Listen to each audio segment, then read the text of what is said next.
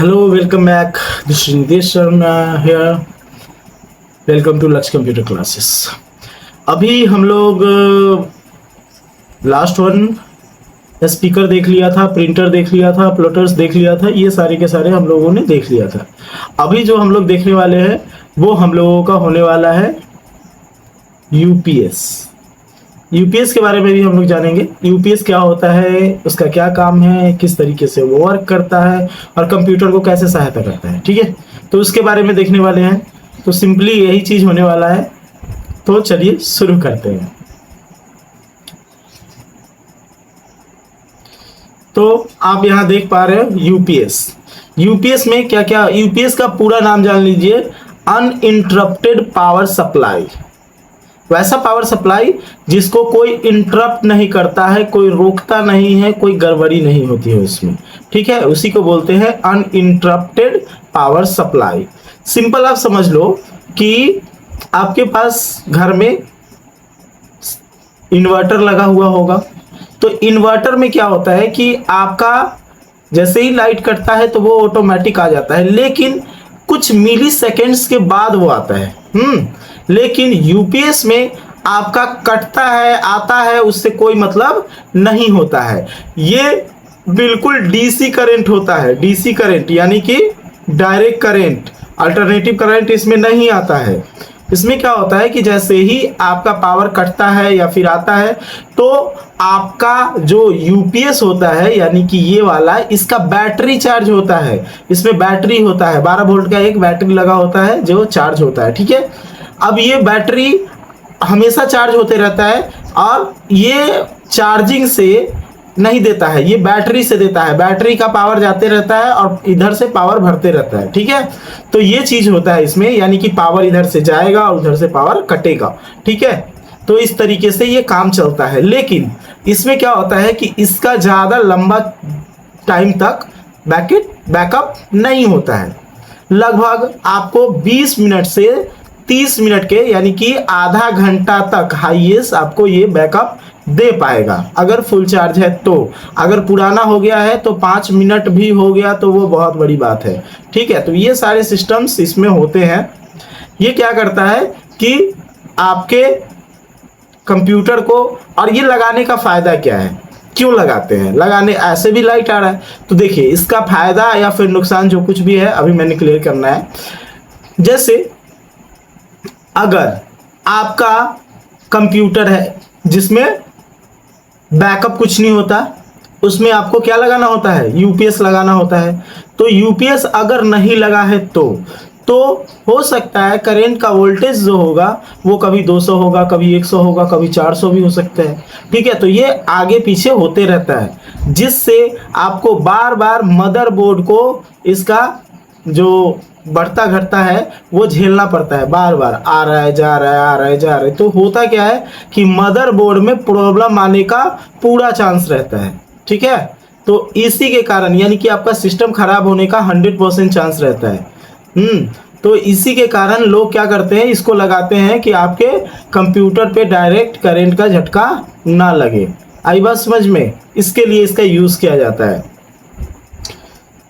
इसके बाद आप देखोगे वही चीज यहाँ पे भी बताया गया है कि लगभग 20 से 30 मिनट तक का अचानक लाइट चला गया तो उसके लिए होता है। ठीक है, अभी आपको देखने को मिल जाएगा सीपीयू। सीपीयू का full form central processing unit. ये कंप्यूटर का ब्रेन के नाम से जाना जाता है। हालांकि और थोड़ा डीप पढ़ेंगे तो आपको बेहतर समझ में आएगा कि और क्या क्या होता है। तो ये कंप्यूटर के ब्रेन के नाम से जाना जाता है। ठीक है, इसको बोलते हैं सेंट्रल प्रोसेसिंग यूनिट। ये आपके कंप्यूटर से जितने भी फाइल्स होते हैं, जितने भी कनेक्टर्स होते हैं, जितने भी डिवाइस होते हैं, वो सब इसी में आके जुड़ते हैं। ठीक है, यहीं पे जुड़ता है। इसमें जुड़ करके ये सारा कुछ आपको देखने को मिलता है। आप लोग अगर बोलोगे तो मैं इसका एक फिजिकल क्लास दे दूंगा। फिजिकल क्लास का मतलब कि इसको ला करके और इसको खोल खोल करके हर एक पार्ट्स को आपको समझाऊंगा और दिखा दूंगा। ठीक है, तो इसके लिए आपको एक फिजिकल क्लास अगर आप कहोगे तो दे दूंगा मैं। हाँ, इसमें क्या क्या होता है, किसको क्या बोलते हैं, ये सब आपको यहाँ पे देखने को मिल जाता है। पुराना वाला जो होता था उस वाले में इस तरीके का कीबोर्ड और माउस लगाया जाता था जो कि पिन टाइप का होता था, जो आपके टीवी और डिश से एक दूसरे को कनेक्ट करते हैं 3 पिन से, तो वही वाला उसी टाइप्स का ये दोनों पिन होता था। ठीक है, इसके बाद आपको देखने को मिल जाता है यूएसबी। यूएसबी का फुल फॉर्म होता है यूनिवर्सल सीरीज बस। यूनिवर्सल सीरीज बस ये जो होता है ये आप माउस को कीबोर्ड को लगाने के लिए इसको यूज कर सकते हैं, या फिर और भी डिवाइस है जो कि यूएसबी से कनेक्ट होता है, वैसा वाला डिवाइस आप लगा सकते हो यहाँ पे। ठीक है, इसके बाद जस्ट इसके बगल में आपको दिख जाएगा एसपीडीएफ जो होता है। यहाँ पे आपको प्रोजेक्टर में एक एरिया होता है जिसको कनेक्ट करने के लिए इसका यूज किया जाता है। ठीक है, ऐसे इसका कोई यूज नहीं है। उसके बाद है RS 232 series.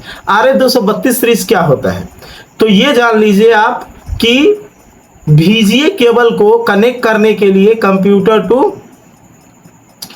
CPU to monitor, तो इसका use VGA visual graphics array, VGA को कनेक्ट करने के लिए इसका यूज किया जाता है। उसके बाद USB 3.0, तो 3.0 जो होता है एक 2.0 होता है, एक 2.5 होता है, एक 3.0 होता है।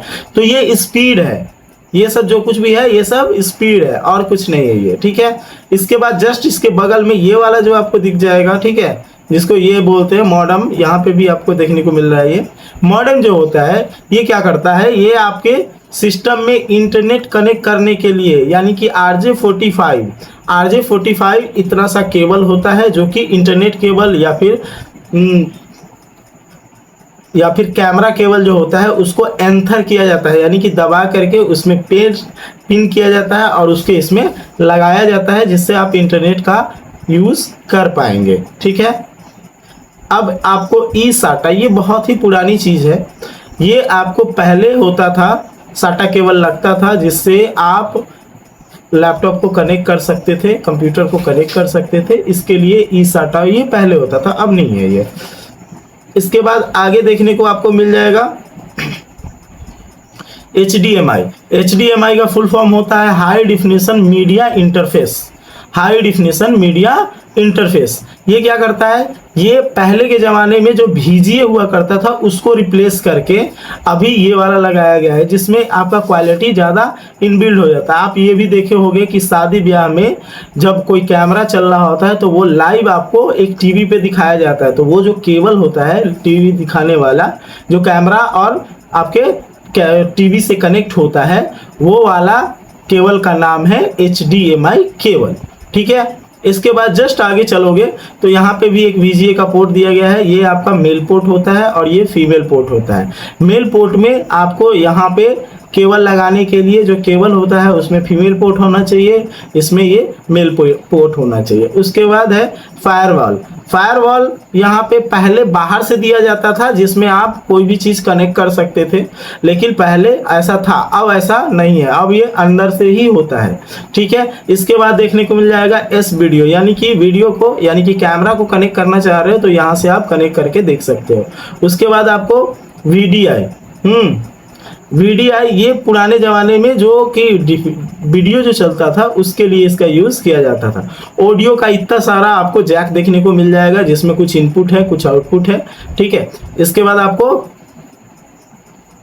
LPT जो होता है ये आपका नीचे दिया हुआ रहता है, जिसमें आप कोई गेमिंग करने के लिए, किसी भी तरीके का वर्क करने के लिए, यानी कि खास करके गेमिंग के लिए ही होता है ये, यानी कि ग्राफिक्स लगाने के लिए इसका यूज़ कर सकते हैं आप। ठीक है, वही चीज़ आपको यहाँ पे भी देखने को मिल जाता है। अभी एक एक करके हम लोग सारा कुछ देखेंगे, और इसका अगर आपको फिजिकल क्लास चाहिए, एक एक चीज़ का आप देखना चाहते हो, मैं इसको खोल करके दिखाऊंगा, तो आप कमेंट्स में बताना, मैं इसका एक फिजिकल क्लास आपको डाल दूंगा। बाद का क्लास जो होगा वो मेमोरी का क्लास होगा। तो मेमोरी का सबसे छोटा यूनिट कौन सा होता है ये आप लोग बताइएगा, यानी कि इस सबसे छोटा, ये एक स्टोरेज यूनिट है तो इसका एक सबसे छोटा यूनिट भी होगा, तो वो सबसे छोटा यूनिट का क्या नाम है वो आप लोग बताएंगे हमको कमेंट में। ठीक है, यहीं पे क्लास को ख़त्म किया जाता है। नेक्स्ट डे आपको मेमोरी के बारे में पढ़ाया जाएगा, और आपको समझाया जाएगा। ठीक है, सब्सक्राइब करो यार, तुम लोग सब्सक्राइब नहीं करते। सब्सक्राइब करोगे तभी जा करके ना मुझे कुछ ग्रो मिलेगा, मुझे कुछ समझ में आएगा, तो मैं आगे भी मोटिवेट होऊंगा करने के लिए।